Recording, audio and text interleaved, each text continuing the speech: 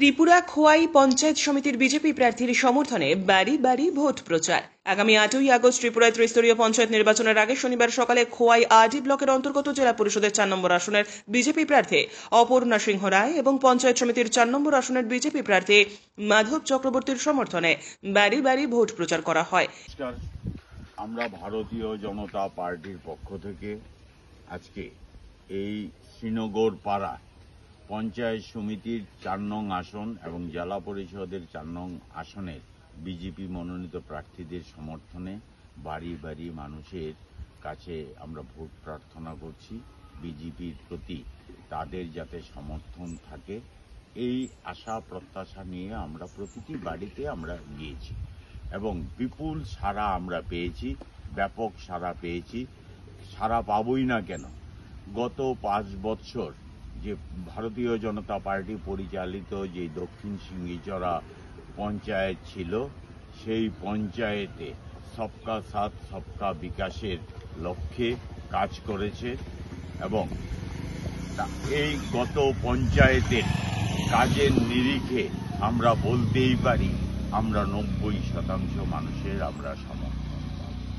আমাদের দৃঢ় বিশ্বাস আমাদের পঞ্চায়েত সমিতির 4 নং আসনের ভারতীয় জনতা পার্টি মনোনীত প্রার্থী মাধব চক্রবর্তী এবং জেলা পরিষদের 4 নং আসনের ভারতীয় জনতা পার্টি মনোনীত প্রার্থী অপর্ণা সিংহ রায় বিপুল ভোটে জয়লাভ করবে। বিরোধীদের জামানত বাজেয়াপ্ত হবে।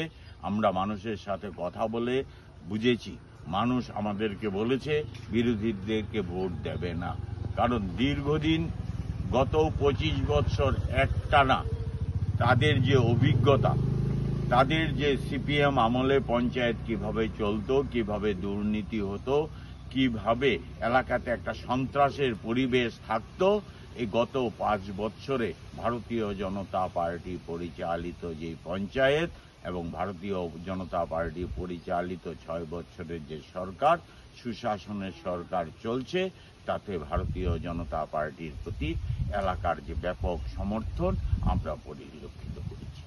আমরা সর্বশেষ আমি এই এলাকার সম্মানীয় গণদেবতাদের কাছে অনুরোধ করব, আসুন সবাই মিলে আমরা শান্তি সম্প্রীতি বজায় রেখে ভারতীয় জনতা পার্টির প্রার্থীদ্বয়কে বিপুল ভোটে জয়যুক্ত করব, এই আশা এবং বিশ্বাস রাখতে সবাইকে নমস্কার, ধন্যবাদ।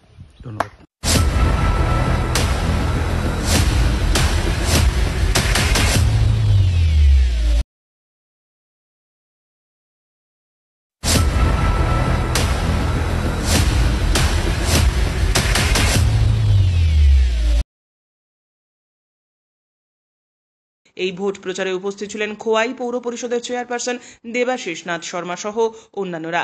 এদিন শ্রীনগর পাড়া এলাকায় ভারতীয় জনতা পার্টি মনোনীত প্রার্থীদের সমর্থনে বাড়ি বাড়ি ভোট প্রচার কর্মসূচিতে সামিল হন তিনি এবং এলাকার বিজেপির দলীয় কর্মী সমর্থকরাও ভোট প্রচারে ব্যাপক উৎসাহ উদ্দীপনার সাথে সামিল হন।